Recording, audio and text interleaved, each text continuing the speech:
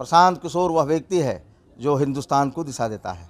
जमानत बचा पाइएगा? क्योंकि सामने वाले लोग पूछ रहे हैं कि जमानत भी नहीं बचेगा, कितना कुछ उखड़ जाएगा, देख लेंगे हम। वक्त आने दे बता देंगे तुझे आसमां, हम अभी से क्या कहें कि क्या हमारे दिल में है। अमजद मुखिया को आप लोगों ने टिकट नहीं दिया, कुर्सियां उसी के लिए चली थी, खबरें भी छपी, क्यों नहीं दिया टिकट, क्या वजह थी? कोई एक व्यक्ति या एक परिवार 40 सालों तक किसी भी निर्वाचन क्षेत्र से नुमाइंदगी करे। आप पे लोगों पे आरोप है कि मुसलमान कैंडिडेट उतार रहे हैं क्योंकि आप बीजेपी की बी टीम है, हराना चाहते हैं एक पार्टी को। प्रशांत किशोर को बयान क्यों देना पड़ा कि प्रेशर मत बनाइए, हमको आपकी जनसंख्या की ज़रूरत नहीं, आपकी संख्या की ज़रूरत नहीं है? विकास के रास्ते अवरुद्ध हो जाते हैं।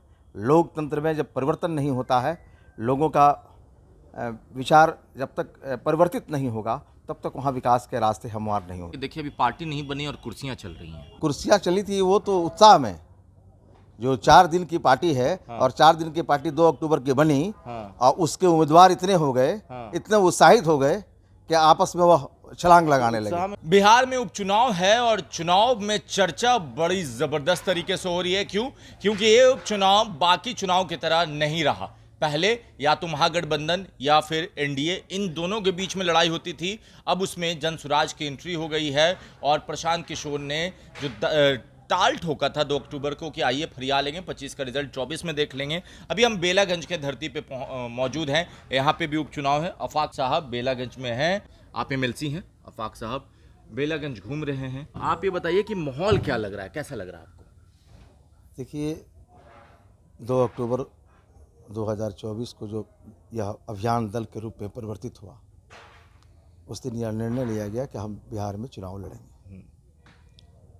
उसी पटापेक्ष में ये उपचुनाव का घोषणा हुआ है और बेलागंज से हमारे उम्मीदवार खिलाफत हुसैन साहब उसके उम्मीदवार हैं। उनका नॉमिनेशन होना बाकी है। हम लोग उनके प्रचार में आए हैं और 40 वर्षों से यहाँ जो सत्ता जिसके हाथों में निहित था, वे अब लोकसभा के सांसद बन चुके हैं। पहली बार जनसुराज बेलागंज में अपने उम्मीदवार को दिया है, इस उम्मीद के साथ दिया है कि लोकतंत्र और जनतंत्र डेमोक्रेटिक फॉर्म ऑफ गवर्नमेंट इस बात को कतई इजाज़त नहीं देता है कि कोई एक व्यक्ति या एक परिवार 40 सालों तक किसी भी निर्वाचन क्षेत्र से नुमाइंदगी करे। उसकी मजबूरी हो सकती है, लेकिन विकास के रास्ते अवरुद्ध हो जाते हैं। लोकतंत्र में जब परिवर्तन नहीं होता है, लोगों का विचार जब तक परिवर्तित नहीं होगा, तब तक वहाँ विकास के रास्ते हमवार नहीं होते। चलिए, अब आप लोगों का जब टिकट अनाउंसमेंट हो रहा था, एक तस्वीर आई जो आप लोगों को भी अच्छी नहीं लगी होगी। कुर्सियाँ जिस पे हम बैठे हैं वो चलने लगी और प्रशांत किशोर और खिलाफत साहब के अगेंस्ट में एक तरह से बगावत हो गया और राजद के प्रदेश अध्यक्ष ने कहा कि देखिए अभी पार्टी नहीं बनी और कुर्सियाँ चल रही हैं। देखिए, वो अपनी बात दूसरे पर नहीं थोपे।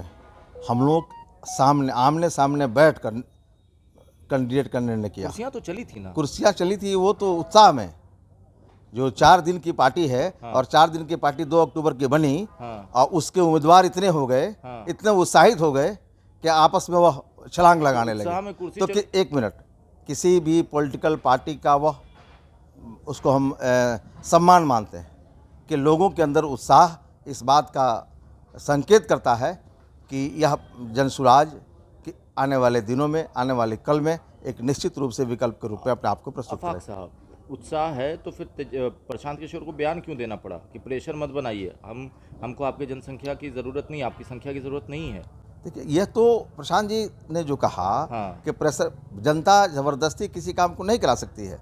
जनता अपनी आवाज़ को बुलंद कर सकती है और बुलंद आवाज़ जो की उसको प्रशांत जी ने महसूस किया और महसूस करने के बाद उन्होंने निर्णय लिया। आपने देखा होगा कि जिसके पक्ष में कुर्सियाँ चलीं या उसके उछाल आए, वही आदमी कल होकर बैठता है और बैठकर प्रेस कॉन्फ्रेंस में कहता है कि मेरे उम्मीदवार खिलाफत हुसैन साहब होंगे। जी, तो अब कुर्सियाँ क्यों चली थी ये बता दीजिए।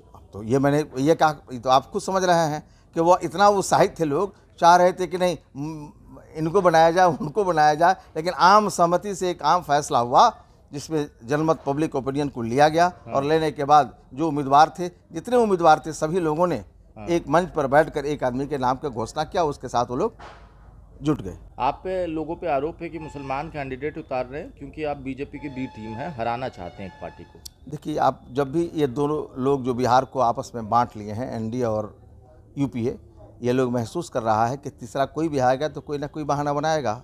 और यह बी टीम प्रशांत किशोर अगर हो सकता है भाजपा का, आप जैसा युवा जो चौथा स्तंभ है, समाज का आँख कान और नाक है, आप तो विश्वास नहीं करेंगे। प्रशांत किशोर वह व्यक्ति है जो हिंदुस्तान को दिशा देता है। प्रशांत किशोर वह व्यक्तित्व है जो आदमी खालिस तौर ये तो पर आपकी मजबूरी है, उन्होंने आपको एमएलसी बनाया तो जी, तारीफ तो करना आप भी महसूस करेंगे। आप उठा कर देखें कि जितने भी हिंदुस्तान से बाहर भी जो सरकारें बनती हैं, इंटेलेक्ट की ज़रूरत होती है, इंटेलेक्चुअल की बुद्धिजीवियों की ज़रूरत होती है, उसमें एक प्रशांत किशोर भी पहुंचते हैं, रहते हैं। लेकिन ये कहना कि भारतीय जनता पार्टी के बी टीम हैं, ये उन लोगों की कमजोरी है। तीसरा जो भी लड़ेगा वह जनता का उम्मीदवार बन के लड़ेगा और जनता के सहयोग से लड़ेगा और इन लोगों का गर्दन का मैल छोड़ा देगा।